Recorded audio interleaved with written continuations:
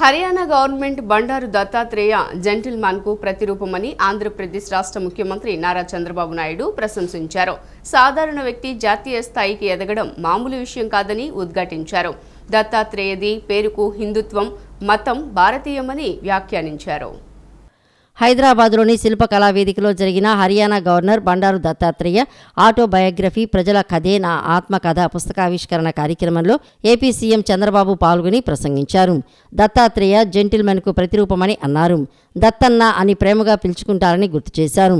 40 ఏళ్ల క్రితం పాత రోజులు ఇప్పుడు గుర్తుకు వస్తున్నాయని చెప్పారు. సాధారణ వ్యక్తి జాతీయ స్థాయికి ఎదగడం మామూలు విషయం కాదని ఉద్ఘాటించారు. హర్యానా గవర్నర్ బండారు దత్తాత్రేయది పేరుకు హిందుత్వం, మతం భారతీయమని వ్యాఖ్యానించారు. అలై బలై అంటే జ్ఞాపకం వచ్చేది దత్తాత్రేయ అని అభివర్ణించారు. దత్తాత్రేయ కోరుకున్నది జనహితం, ఆయనది లౌకికవాదమని కొనియాడారు. లేఖలు రాయటంలో దత్తాత్రేయ అంబాసిడర్గా నిలిచారని సీఎం చంద్రబాబు ప్రశంసించారు. జెంటిల్మ్యాన్ కి ప్రతిరూపం బండారు దత్తాత్రేయ గారు. ఒక సాధారణమైన కార్యకర్త, జాతీయ నేతగా ఎదిగిన జీవన గమనం, ఎమర్జెన్సీ రోజుల నుంచి దివిసీమ ఉప్పెన వరకు దేశానికి అందించిన సేవలు, సాధారణ స్వయం సేవకు నుంచి ఉన్నత స్థాయికి ఎదిగిన వ్యక్తిత్వం, ఎన్నో పోరాటాలు, ఎన్నో ఉద్యమాలు, ప్రజా జీవితంలో ఎన్నో సంఘర్షణలు. దత్తాత్రేయ గారిది పేరుకు హిందుత్వం, ఆయన మతం భారతీయం, కోరుకునేది జనాహితం, అనుసరించేది లౌకికవాదం, పాటించేది మత సామరస్యం. అధికారంలో ఉన్నా లేకున్నా పార్టీ కోసం పనిచేసే నిబద్ధతతో నిలబడిన వ్యక్తిత్వం అయింది. అన్ని పార్టీల వాళ్ళలో కలుపుకొని వెళ్లే హుందాతనం అయింది. అందుకే ఉన్నత స్థానంలో ఉన్న ఎప్పుడూ సాధారణమైన కార్యకర్తగానే ప్రవర్తిస్తూ ఉంటారు. అనేక ట్రెండ్స్ సృష్టించాడు. బండారు దత్తాత్రేయ గారి జీవితంలో 65 ఏళ్ల పాటు ప్రజాసేవలో తపనతో పనిచేశారు. 45 సంవత్సరాలు రాజకీయాల్లో కొనసాగారు. వివిధ ప్రజా సమస్యలపైన ప్రభుత్వాలకు ముఖ్యమంత్రి లేఖలు రాయడానికి అంబాసిడర్గా ఒక ట్రెండ్ సృష్టించాడు. ఈరోజు 2 రాష్ట్రాలు, తెలంగాణ రాష్ట్రం, ఇంకో పక్క ఆంధ్రప్రదేశ్ రాష్ట్రం. నేను ఎక్కడున్నా మిమ్మల్ని అందరినీ మనందరం కూడా చేయాల్సింది. తెలుగు జాతి ఒకటే, ప్రాంతాలు వేరు కావచ్చు. అదే సమయంలో మనందరి ధ్యేయం తెలుగు జాతిని ప్రపంచంలో నెంబర్ 1 స్థానానికి పెట్టడమే మనందరి యొక్క ఆలోచన. రాజకీయ పార్టీలు వేరు కావచ్చు. ఈరోజు మనం గుర్తుపెట్టుకోవాలి, పివిఎన్ నరసింహారావు గారు ఈ గడ్డ మీద పుట్టిన వ్యక్తి ఆర్థిక సంస్కరణలు తీసుకొచ్చి దేశం యొక్క దిశ మార్చారు. ఈరోజు ప్రపంచంలోనే భారతదేశం నెంబర్ 1 గా తయారయ్యే రోజులు తొందరలోనే ఉన్నాయి. అదే సమయంలో తెలుగు జాతి అందరికంటే అగ్రజాతిగా ఉండడానికి మనందరం దీక్ష తీసుకుని ముందుకు పోవాల్సిందిగా కోరుకుంటూ, దానికి కూడా దత్తాత్రేయ గారు ఒక స్ఫూర్తి. రాజధాని అమరావతిపై అనుచిత వ్యాఖ్యలతో మహిళలను అవమానపరిచారని AP deputy CM Pawan Kalyan మండిపడ్డారు. రాజధానిపై కుట్రలు చేసే వారిపైన చర్యలు తప్పవన్నారు. బాధ్యులపైన కఠిన చర్యలు తీసుకుంటామని పవన్ కళ్యాణ్ హెచ్చరించారు. సాక్షి మీడియాలో ఓ చర్చ సందర్భంగా అమరావతి ప్రాంత మహిళలపై జర్నలిస్టు కృష్ణరాజు చేసిన వ్యాఖ్యలను ఉప ముఖ్యమంత్రి ఖండించారు. రాజధాని అమరావతిపై అనుచిత వ్యాఖ్యలతో మహిళలను అవమానించారని మండిపడ్డారు. రాజధానిపై కుట్రలు చేసే వారిపై చర్యలు తప్పవని అన్నారు. బాధ్యులపై కఠిన చర్యలు తీసుకుంటామని పవన్ కళ్యాణ్ హెచ్చరించారు. జర్నలిస్టు ముసుగులో అనుచిత వ్యాఖ్యలు చేయడం దారుణమని ఈ సందర్భంగా డిప్యూటీ సీఎం పవన్ కళ్యాణ్ వ్యాఖ్యానించారు. ఈ వ్యాఖ్యలపై ప్రజలు, అధికారులు విశ్లేషించాలని అభిప్రాయపడ్డారు. ఈ వ్యాఖ్యలతో తమకు సంబంధం లేదంటూ సాక్షి ఛానల్ తప్పించుకునే ప్రయత్నం చేస్తుందన్నారు. కులముద్రలు వేసి మహిళలను అవమానిస్తున్నారంటూ ఉప ముఖ్యమంత్రి పేర్కొన్నారు. ఇక్కడ విలసిల్లిన బౌద్ధాన్ని అవహేళన చేశారని ఆగ్రహం వ్యక్తం చేశారు. అమరావతి ప్రాంతానికి బలమైన చారిత్రక, ఆధ్యాత్మిక, బౌద్ధ ధర్మ నేపథ్యం ఉన్న విషయాన్ని విస్మరించవద్దని చెప్పుకొచ్చారు. రాజధాని కోసం భూములిచ్చిన వారిలో 32% ఎస్సీ, ఎస్టీ, 14% బీసీ రైతులు ఉన్నారని వివరించారు. జూబ్లీహిల్స్ ఎమ్మెల్యే మాగంటి గోపీనాథ్ మృతి దిగ్భ్రాంతికి గురిచేసిందని, గుండెపోటుతో ఆసుపత్రిలో చికిత్స పొందుతూ ఆయన అకాల మరణం పొందడం బాధాకరమని విద్యా మరియు ఐటీ శాఖల మంత్రి నారా లోకేష్ అన్నారు. హైదరాబాద్ జూబ్లీహిల్స్లో ఎమ్మెల్యే మాగంటి గోపీనాథ్ నివాసానికి వచ్చిన ఏపీ విద్యా, ఐటీ శాఖల మంత్రి నారా లోకేష్, ఆయన సతీమణి బ్రాహ్మణి మాగంటి భౌతిక కాయానికి నివాళులర్పించారు. అనంతరం లోకేష్ మాట్లాడుతూ ఎమ్మెల్యే మాగంటి గోపీనాథ్ మృతి దిగ్భ్రాంతికి గురిచేసిందని, గుండెపోటుతో ఆసుపత్రిలో చికిత్స పొందుతూ ఆయన అకాల మరణం పొందడం బాధాకరమని అన్నారు. తెలుగుదేశం పార్టీతోనే మాగంటి గోపీనాథ్ రాజకీయ ప్రస్థానం మొదలైందన్నారు. 1982లో తెలుగుదేశం పార్టీలో చేరిన ఆయన 1985లో హైదరాబాదు నగర తెలుగు యువత అధ్యక్షుడిగా పనిచేశారని అన్నారు.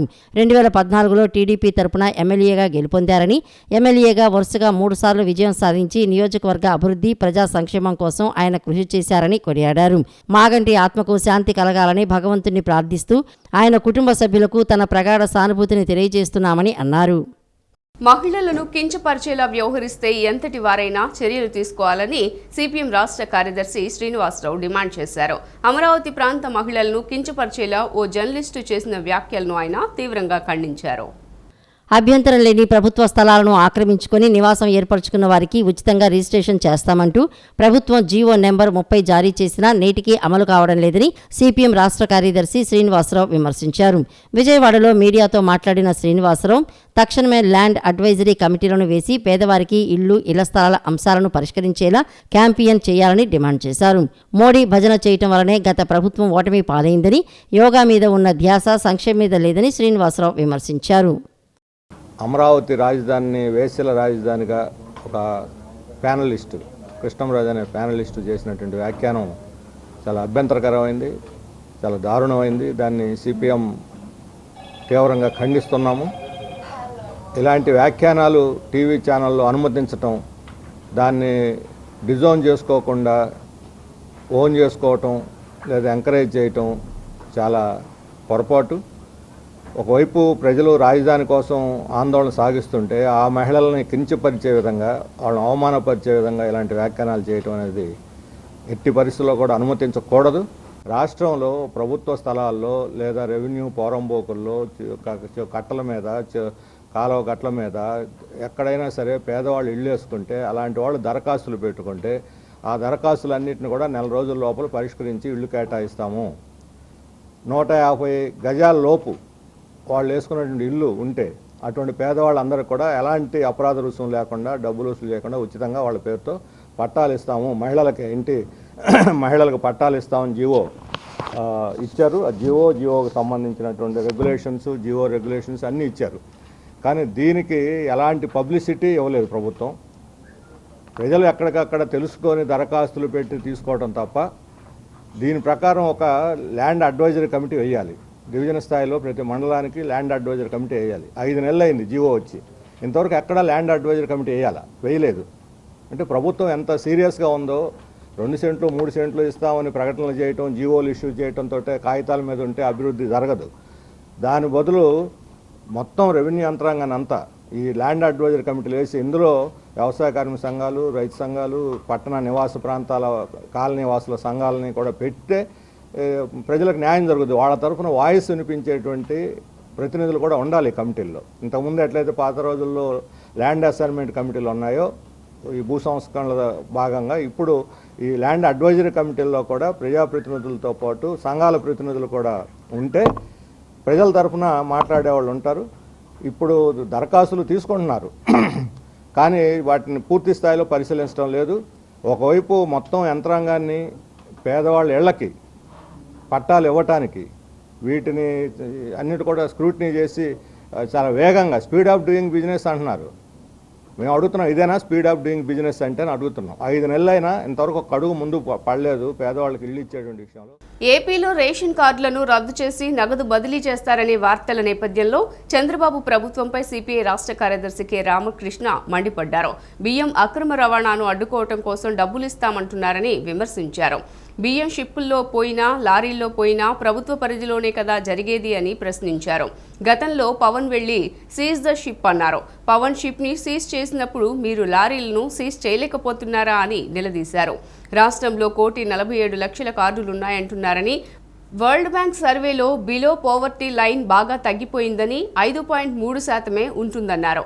5.3% బీపీఎల్ కింద ఉంటే 1,47,00,000 కార్డులు ఎందుకున్నాయన్నారు. పక్కాగా మోసం జరుగుతోందని ప్రభుత్వానికి తెలుసు.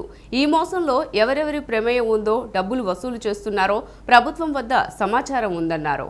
వాళ్ళ రేషన్ కార్డులన్నీ కూడా రద్దు చేసి దాన్ని కూడా డబ్బులు ఇస్తాం, అది డబ్బులు బియ్యం ఇచ్చి, ఎందుకు బియ్యం అంటే బియ్యం అంతా కూడా అక్రమంగా రవాణా అయిపోతూ ఉంది, విదేశాలకు తరలిపోతూ ఉంది, షిప్పుల్లో పోతూ ఉన్నాయి, లారీల్లో పోతూ ఉన్నాయి. కాబట్టి దానికి జరగకుండా ఉండాలంటే వాళ్ళకి డబ్బులు ఇస్తామని చెప్తున్నారు.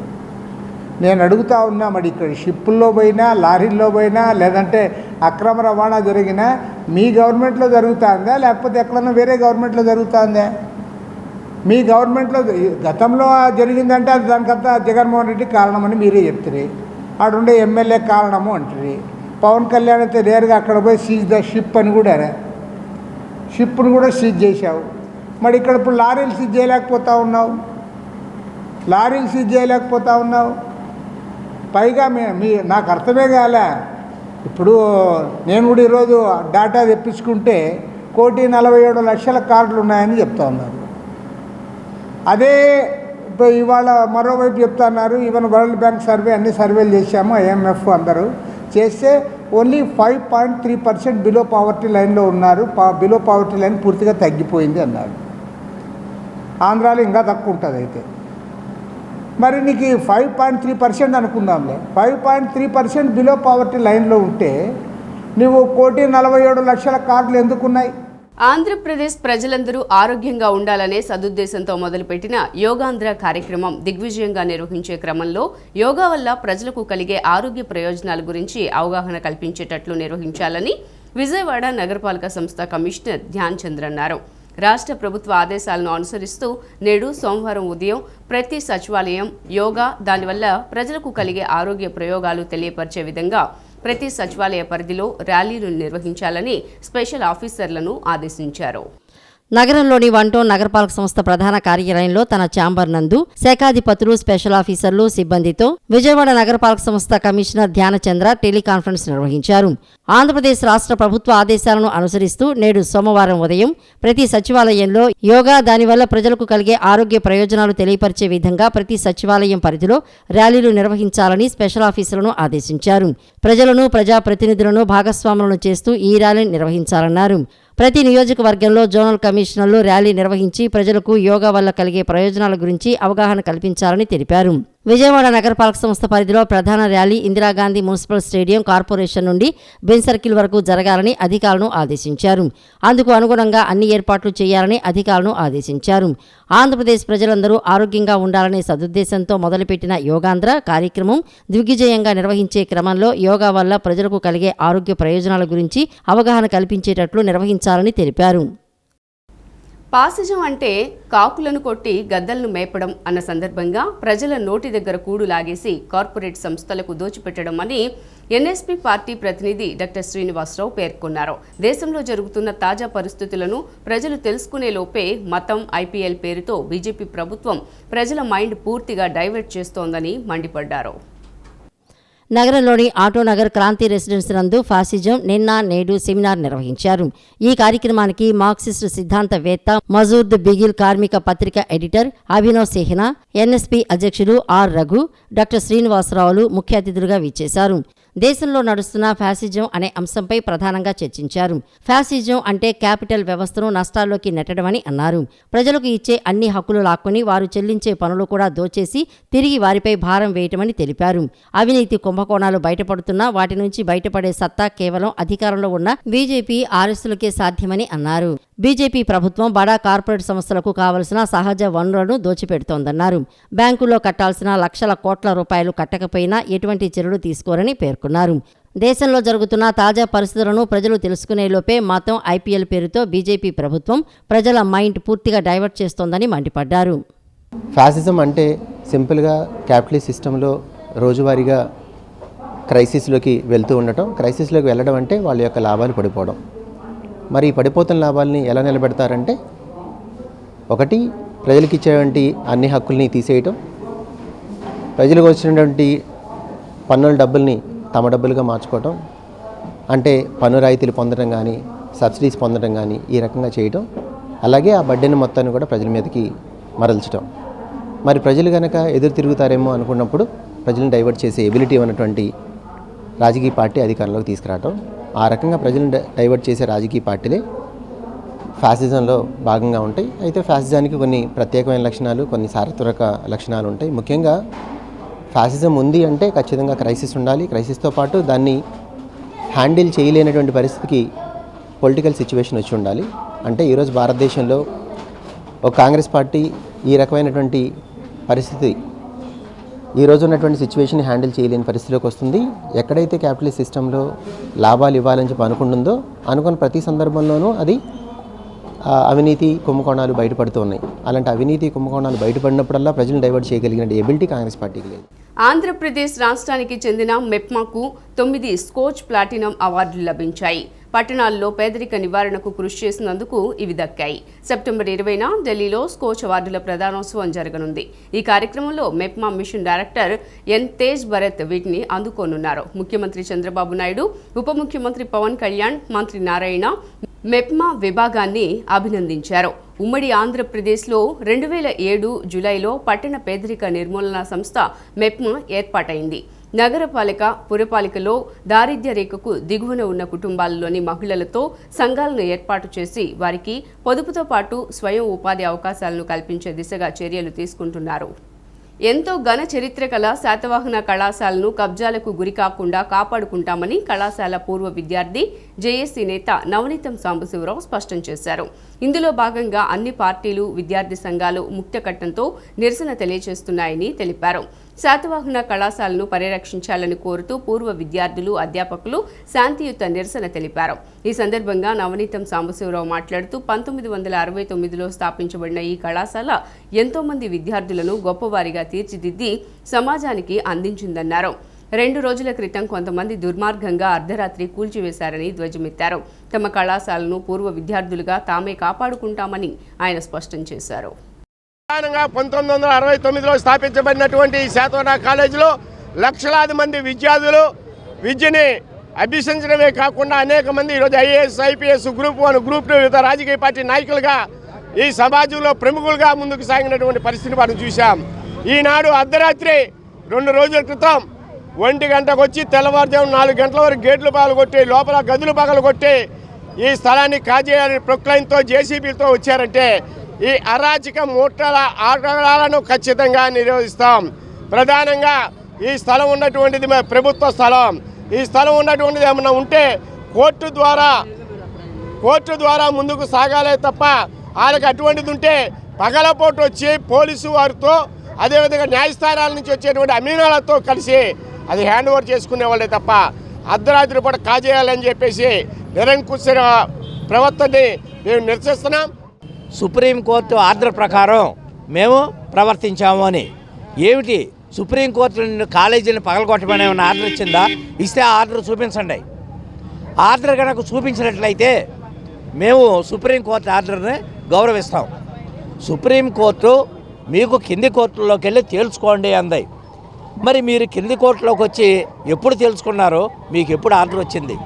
నిజంగా కనుక మీకు ఆర్డర్ వచ్చి అది నిజమైన ఆర్డర్ కనుక అయినట్లయితే విజయవాడలో కలెక్టర్ గారి దగ్గరికి వెళ్ళి, సిబి గారి దగ్గరికి వెళ్ళి, ఏమంటే మాకు ఇట్లా ఆర్డర్ వచ్చింది కాబట్టి కాలేజీని మాకు హ్యాండ్ ఓవర్ చేయండి అని వాళ్ళని అడగాలి. కాలేజీ ప్రిన్సిపాల్కి కాలేజీని ఎవరికైనా ఇచ్చే హక్కు ఉందా? కాలేజీ ప్రిన్సిపాల్ హక్కు ఎంతవరకు ఉంటుంది? పిల్లలకు పాఠాలు చెప్పించడం, పిల్లలను పరీక్షలకు పంపించడం, పిల్లలు సరిగా వస్తున్నారా లేదా చూసుకోవటం, పరీక్షలు సరిగా జరుగుతున్నాయా లేదా చూసుకోవటం, అంతవరకే ప్రిన్సిపాల్ యొక్క హక్కులు, విధులు ఉంటాయి. ఏపీ ఈఏపీ సెట్ ఫలితాలు విడుదలయ్యాయని మంత్రి నారా లోకేష్ తన సోషల్ మీడియా వేదికగా తెలియజేశారు. ఈ ఫలితాల్లో ఇంజనీరింగ్, అగ్రికల్చర్, ఫార్మసీ పలువురు విద్యార్థులు అత్యుత్తమ ప్రదర్శనతో అదరగొట్టారు. టాప్ 10 ర్యాంకర్ల జాబితాలో అందరూ అబ్బాయిలే కావటం గమనార్హం. ఇంజనీరింగ్ విభాగంలో హైదరాబాద్ వనస్థలీపురానికి చెందిన అవనగంటి అనిరుద్ రెడ్డికి 1వ ర్యాంకు 96.39 స్కోరుతో సత్తా చాటగా, తిరుపతి జిల్లా శ్రీకాళహస్తికి చెందిన మాండవ్యపురానికి చెందిన భాను చరణ్ రెడ్డి 95.57 స్కోరుతో 2వ ర్యాంకు సాధించారు. పశ్చిమ గోదావరి జిల్లా పాలకొల్లుకు చెందిన కోటిపల్లి యశ్వంత్ సాత్విక్ 94.75 స్కోరుతో 3వ ర్యాంకుతో మెరిశారు. నెల్లూరు జిల్లా కావలిలో జూన్ 22న నిర్వహించనున్న రాష్ట్ర స్థాయి body building championship mister Simhapuri steel man పోటీల కోసం ఉమ్మడి కృష్ణా, ఎన్టీఆర్ జిల్లాల నుంచి బాడీ బిల్డింగ్ క్రీడాకారులను ఎంపిక చేశారు. ఈ ఎంపికలు జూన్ 8వ తేదీ ఆదివారం ఉదయం సింగనగర్లోని మనోహర్ జిమ్లో నిర్వహించారు. ఉమ్మడి జిల్లాల బాడీ బిల్డింగ్ అసోసియేషన్ అధ్యక్షులు బి మనోహర్, ప్రధాన కార్యదర్శి తాళ్లూరి అశోక్ ఆధ్వర్యంలో ఈ ఎంపికలు జరిగాయి. ఈ ఎంపిక కార్యక్రమాన్ని Badeti Ramesh, golden fitness CH Raju ప్రారంభించి క్రీడాకారులను ఉద్దేశించి ప్రసంగించారు. జడ్జిలుగా ఖాదర్, వెంకట్, శ్రీకాంత్ సేవలందించారు. టీం మేనేజర్గా ప్రోటీన్స్ అల్లూరి రెడ్డి వ్యవహరించారు. ఎంపికైన క్రీడాకారులను అసోసియేషన్ చైర్మన్ గొట్టిపాటి రామకృష్ణ ప్రసాద్, గౌరవ అధ్యక్షులు ఈదా రాజేష్ అభినందించారు. పోటీకి వెళ్లే ముందు వీరికి కానూరులోని అశోక్ జిమ్లో ప్రత్యేక శిక్షణ ఇవ్వనున్నట్లు తాళ్లూరి అశోక్ తెలిపారు. ఎంతో మంది క్రీడాకారులకు జీవన ఉపాధిని కలిగిస్తూ ట్రైనర్లుగా అనేక అంశాల మీద నిలబెట్టి క్రీడాంగరంగాన్ని నిలబెట్టడమే కాకుండా క్రీడాకారులకు ఒక మంచి భవిష్యత్తును అందజేస్తున్నటువంటి గోల్డెన్ ఫిట్నెస్ అధినేతను కూడా మేము సాధారణంగా సిహెచ్ రాజు గారు కూడా మేము సాధారణంగా ఆహ్వానిస్తున్నాము. మరి ఈ మధ్యకాలంలో సోషల్ మీడియా చాలా ఫాస్ట్గా ఉంది. అది సమాజానికి తెలుసు, మనందరూ తెలుసు. న్యూస్ పేపర్ల కంటే, టీవీ ఛానల్స్ కంటే సోషల్ మీడియా ఫోన్లో క్షణాలు చూస్తూ ఉంటాం. మరి ఆంధ్రప్రదేశ్లో కావచ్చు, మన భారతదేశంలో కావచ్చు, మన తెలుగువాడు, మన విజయవాడ బిడ్డ బాడీ బిల్డింగ్ క్రీడ పైన ఒక మక్కువతో ఆహార విషయాలు, క్రీడాంశాల పైన ప్రతి నిత్యం క్రీడాకారులను ఎంకరేజ్మెంట్ చేస్తూ క్రీడాకారుడిగా ప్రజలు కనబడుతున్నటువంటి మన దినేష్ జాతీయ స్థాయి బాడీ బిల్డింగ్ క్రీడాకారుడు మన మధ్యలో ఉన్నాడు. చాలా మంది కూడా తెలియదు ఆ విషయం. మరి దినేష్ను కూడా మేము అభినందిస్తూ ఈ యొక్క కార్యక్రమాన్ని ఆయనగా అభినందిస్తున్నాం. సిటీ న్యూస్ ఇంతటితో సమాప్తం. తిరిగి వార్తల్లో మళ్ళీ కలుద్దాం. అంతవరకు సెలవు. నమస్కారం.